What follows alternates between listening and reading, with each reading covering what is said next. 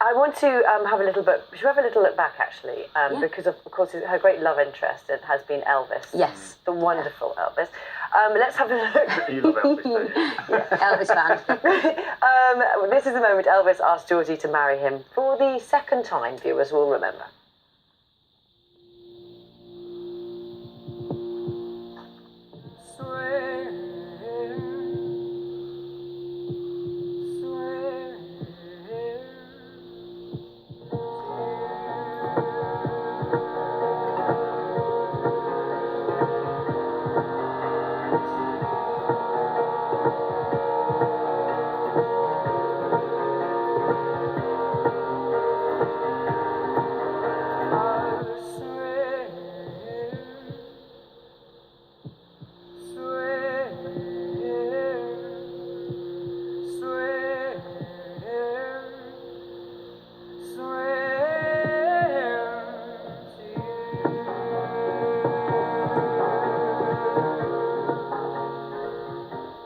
Now, I don't want to ruin it for anyone who hasn't seen it. But that was our series, wasn't it? Yeah. Yes, it was. And no one could predict what happened after that. No. I think everyone thought they were going to get their happy ever after. Because you've already been through it once, and then the second time, It didn't turn up it's the going first to be wedding. fine it's gonna now. be fine. I think, and I remember again, we were in Malaysia when that was televised, and we were reading social media, and we knew exactly where it was up to. Everyone was like really happy that they're, finally together, and then bang, something happened. I can't say in case anyone hasn't watched it. I mean, if they haven't watched it, they are a little bit behind. But do you miss?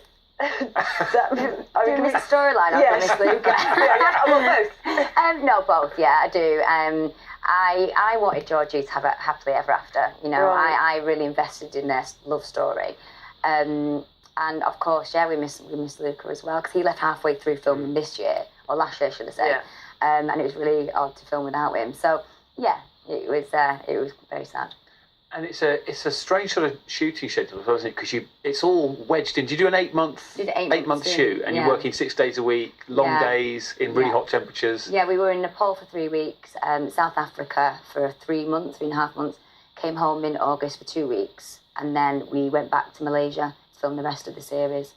So it was a lot of time away from home. And over all these the many years now that you've been doing it, how much kind of input is there from actual officers and army soldiers into the programme? Yeah, well, the creator and writer Tony Grounds works, side by side with the military advisors for the whole time. He's done so much research into the show, and before we even go out filming, we're at boot camps with the military advisor that comes out with us as well. Yeah. So even, the days that we're on set, there's military advisors with us the whole time. Yeah. How's your salute? Do you feel it's got better? Yes, yeah, it has. It has. It sort of like stays with you from the season when I did it, and then this season just gone. It just becomes part of part of you. Are you a Love Island fan? No. Because our girls on at the same time. Well, I watch our girl very carefully worked out, because that's what I was going to ask you, because it's a very popular programme, isn't it? As is yours, and then I know people can record and watch later I think these that's days. what's great now at TV. You can catch up and you can record. So I think if people want to watch our girl first, which I would recommend, and then fast forward the adverts for Love Island, it's better. And what's it like playing a character like that? Because it's not just her, is it? The whole kind of all the people who are in the squad, as it were. Yeah. They're such a tight unit, and she's obviously has an impact, doesn't she? Do you look at her fondly? Can you see that people really engage with her? Yeah, I think definitely. I think she's such a great character to play. She's really strong. She's sort of part of the lads as well. Like the lads love her and they respect her. And I love playing strong women, and I think that's that is Georgie. She goes through it, doesn't she? She really does, and she always makes wrong decisions, but her heart's in the right place. Like she always tries to help people, and she always something wrong happens to her. Bless her. Talking about strong women, people would have seen you on Who You Think You Are as well. How much did you know about your sort of family tree? And for those, tell us who you found for those who might not have seen that. Well, my great-grandmother was a suffragist who lived in Manchester, and my other side of the family were from Italy as well. So I didn't know any of that. I knew my grandma was from Gibraltar, but that was it. That was all I knew. And then obviously from, going way back into the archives, we went back to Italy and found out where my family were from Genoa. And then we found out that my great uncle had like part of the suffragette movement. And how does that change you in some ways when you know that? Does it reinforce what you were thinking already? Or? It reinforces what I was thinking already. Like I come from a very strong line of women. Like all my aunties as well. My mum and her sisters are very strong. My grandma was very strong. So it's sort of like I understand now where that sort of power, female power comes from, and it's from my bloodline.